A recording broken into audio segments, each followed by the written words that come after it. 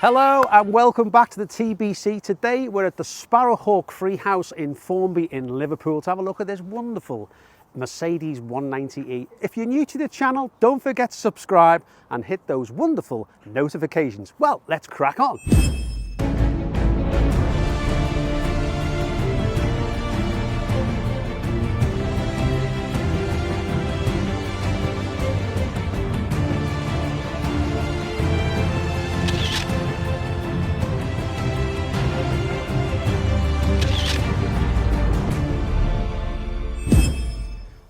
The Mercedes 190e, or as I like to call it, the chariot of yesteryear. It's not just a car, it's a rolling time capsule, a vehicular TARDIS without the benefit of space-time manipulation. From the moment you turn that key and hear the engine reluctantly wake up, you know you're in for a journey. Not just to your destination, but to a bygone era. I just love it. Back in the day when hair was big and mobile phones were the size of small mammals, Mercedes decided it was time to offer a more compact option. The 190e was the answer, a four-wheeled symphony precision engineering wrapped in a design that screamed, "I'm sophisticated, but I'll still eat your Autobahn dust." Despite its subtle nods to luxury, the 190e was unapologetically German, efficient, precise and a bit stubborn. It wasn't the flashiest player on the road, but it earned respect with its solid build and a reliability that would make Swiss watchers jealous. This is a late example from 1992 and with less than 20,000 miles on the clock, looks like it just rolled off the production line. In smoke silver with the classic beige interior, featured on the Meguires stand at the 2022 NEC show. Let's take a look at the interior.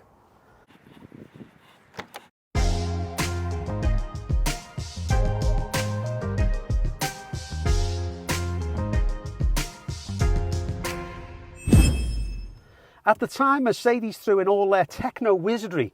Back then, the dashboard looked like the control centre from a spaceship. It was an era when power windows were considered cutting edge, cup holders were a futuristic concept, and the idea of a touchscreen was something you saw in a sci-fi movie. Today, the interior has all the charm of a vintage living room, complete with 70s sideboard wood, lovely velour seats that could double as a moth sanctuary, and the car's computer probably has less processing power than a modern day toaster. Yet, despite its quirks, there is a strange allure to this vintage gem. It's the automotive equivalent of a well-aged scotch, and a quiet taste that grows on you. You can't help but smile as you turn heads on the road, not because you're a trendsetter, but because people are genuinely wondering if you took a wrong turn into a classic car show. Comparing it to modern day cars is like pitting a typewriter against a quantum computer. Now, the 190e might lack the digital bells and whistles, but there's an undeniable charm about manually rolling down the windows and adjusting the mirrors without the help of a computerized butler. This is the standard 2 litre, but let's not forget the 2.3 16-valve Cosworth version, the performance variant that turned the 190e into a street-legal track monster. It was the German equivalent of putting a rocket launcher on your lawnmower. Completely unnecessary, but oh, so satisfying. In the grand scheme of things, the Mercedes 190e is a living, wheezing testament of a bygone era of motoring. It's a nod to a time when cars were more than just transportation. They were personalities on wheels. So if you're brave enough to embrace the quirks, bold enough to endure the rattles and have a sense of humour as robust as its exhaust note, then the 190e might just be the vintage chariot you never knew you needed. Welcome to the club of classic car connoisseurs, where every journey is an adventure and every breakdown is a chance to showcase your DIY road repair skills. Drive on, brave souls, drive on.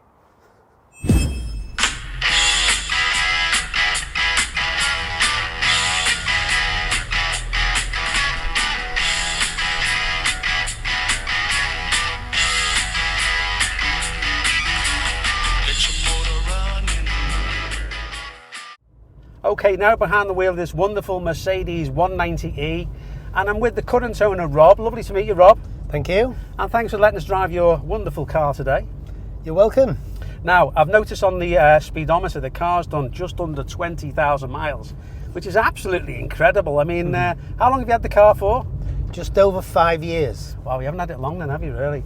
I mean, I can't believe the condition of the car. I know I say this every time I do these videos, Rob, is that the owners have always looked after them, have always cherished the cars. But this is just like it rolled out the showroom, isn't it? It's beautiful, isn't it? Yeah, it's belonged to two collectors, and the previous owner from that was a chap who lived in Brighton, where the car originates, and he got the train every day to London, so I think just used it to get the Sunday paper, and that was that. So it's done virtually no mileage.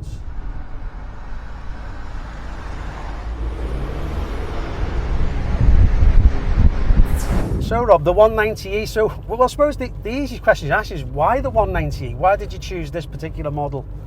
Well, this particular one it came about because I sold an SL I'd had for 11 years, wanted a 124 or a coupe, couldn't find any in any decent condition, and my first new car, 93, was one of these. And I just looked online and said, wonder what they're doing, are they popular, are there any left?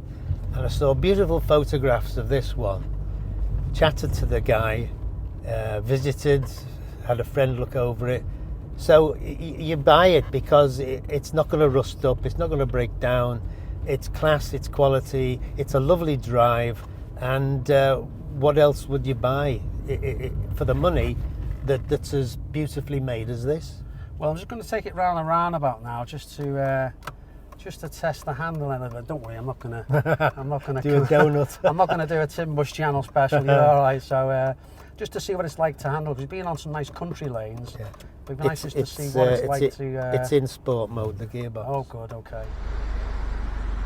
So let's see what the handle's like round this roundabout. The steering is it's just nicely weighted. It's not too light. You've got a bit of power steering on the car. It's not overly done.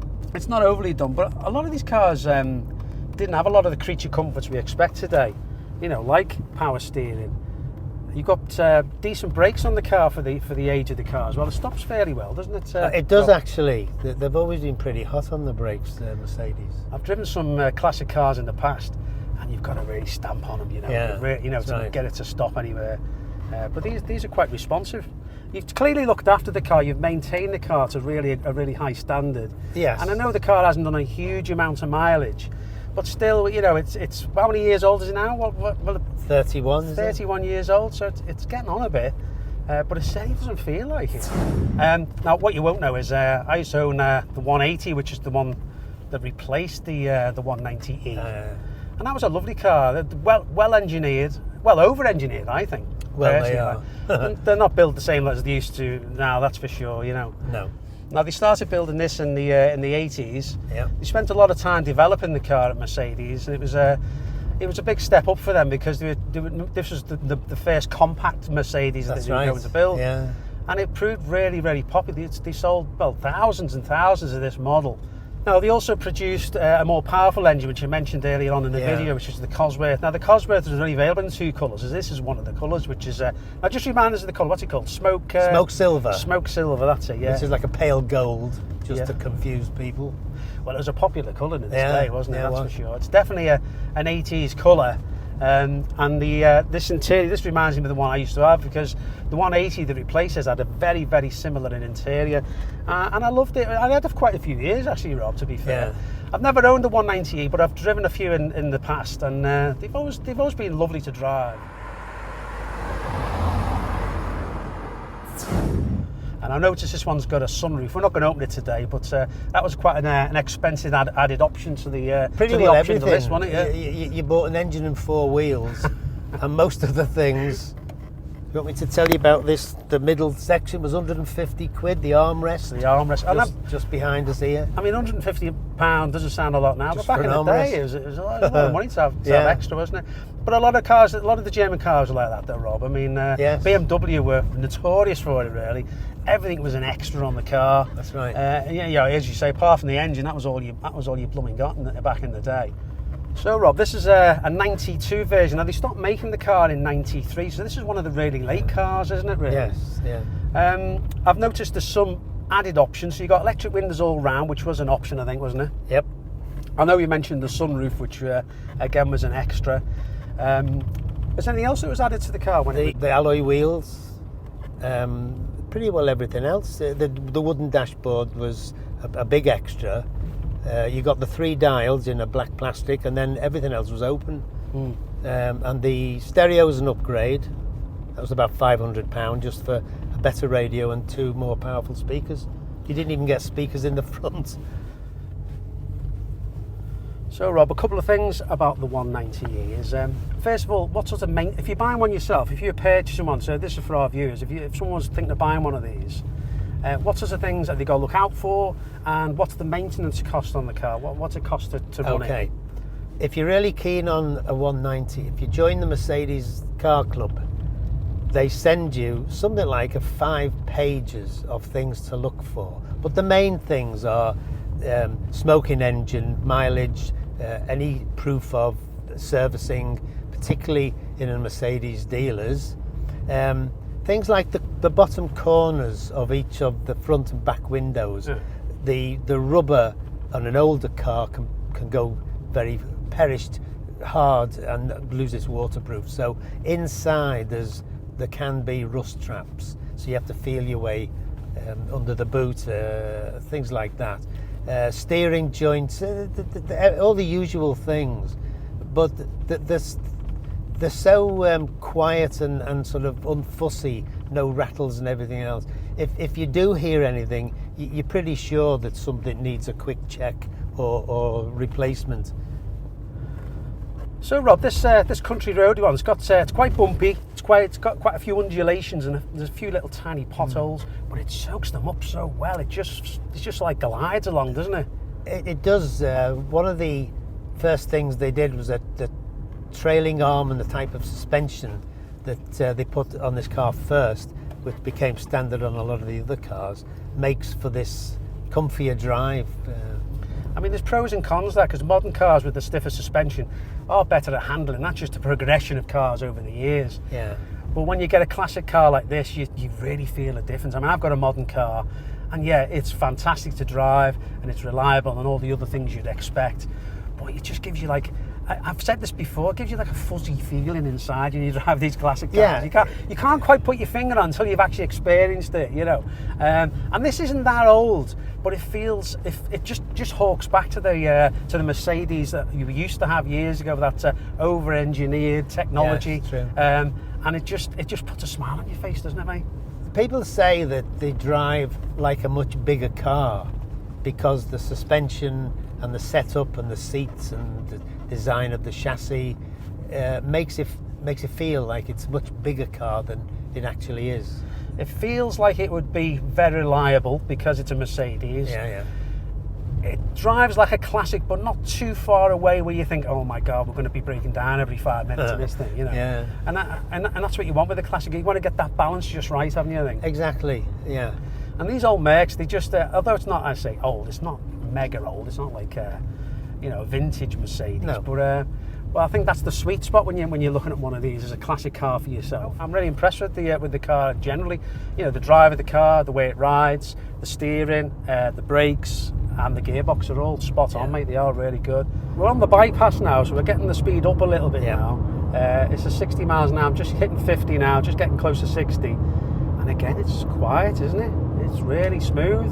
Very, very quiet for at speed, which I'm quite impressed with. Yeah. The other thing I like about this, and it reminds me of the one I used to have, is the clock layout again. I always say this every time. It's beautiful. But it is important to me personally. I think it's a big thing for me, the clock layout. And you've got all the dials in front of you, they're all laid out nice and clear. And I love the old Mercedes, the orange against the black. Really easy to read, absolutely, isn't it? Yeah. And again, the clock, it's just perfect. There's not a mark on it anywhere. It's fantastic. Again, silence, isn't it? Hey, it's as quiet as at 70. It's something to do with running the engine in. They said at the main agents, it's not fully run in yet. Oh yeah, because we keep on forgetting it's done less than 20,000 miles. Yeah. In fact, the exact mileage is 18,200. Blooming hell, it's absolutely nothing, isn't it? And the other thing I like about this car is the oversized steering wheel. You know, slightly bigger than modern cars. Again, it gives you that true sense of a classic car. You know, the size of the wheel, and it's quite thin. Whereas a lot of modern cars, you got 10 smaller. to 2 bumps because you want a more sporty feel and a fatter wheel. And I really love that. I really do like it. So what safety features are in the car? Has it got airbags in the car? No. No, there's no airbags. No. Have you got ABS in the car? No. No ABS, no airbags. So it's not as safe as modern cars. But then you're not going to be racing it around, are you? I bet when you take this into the garage for your general servicing or annual servicing, whenever you get it done, I bet they love seeing this coming in the dealership, don't they? I bet they do. I bet they're all swooning over this because you know from experience, looking at an old car and getting the chance to get, as a mechanic, getting your hands on it and touching it and feeling it must be quite pleasurable. As I bet they're quite pleased when they see you. They bring the young lads out to see it, and about a year ago, one of the young mechanics came out and was pressing the key. He said, "It don't work." He says, "No, you have to put it in the lock and turn it." He goes, "Really?" I went, "Yeah, really." Idiot. That's quite funny though, yeah. It's, yeah,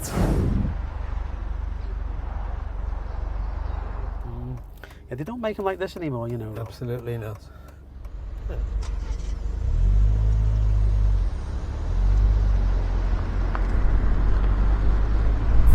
Well, listen, it goes without saying, obviously, thanks for letting me drive your car, obviously. You're welcome.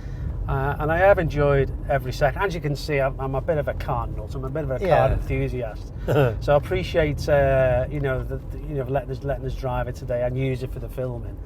Because people are interested in these old classics, and especially one like this. It is unique. It's got such low mileage. It's immaculate in every way, shape and form. So hats off to you, sir. And I'm assuming you're going to keep this for many, many years, probably, aren't you? Yeah. And what I would say to people is, if you're thinking of your first classic car, I'd start with a Mercedes 190 and work outwards from that. Well, that's good advice, and I'm sure our viewers will appreciate that. And anyone looking for a classic car might want to consider the 190, because the time I've spent with you and the car has been an absolute pleasure. It really has. We're just pulling into the car park, and sadly we've come to the end of our drive. Because I think you want to get home for something to eat, I think. Yeah, that's true. I think I do as well. We've been at it all day, haven't we? Yeah, it's been really enjoyable. Yeah, I'll just pull up here and just say, Rob, thank you very much, sir. Let me shake your hand and say it's a pleasure. It's been a pleasure for me as well. So, and a lovely know. setting, and you've enjoyed the car. Oh, so tremendous. Good day. Brilliant. Great.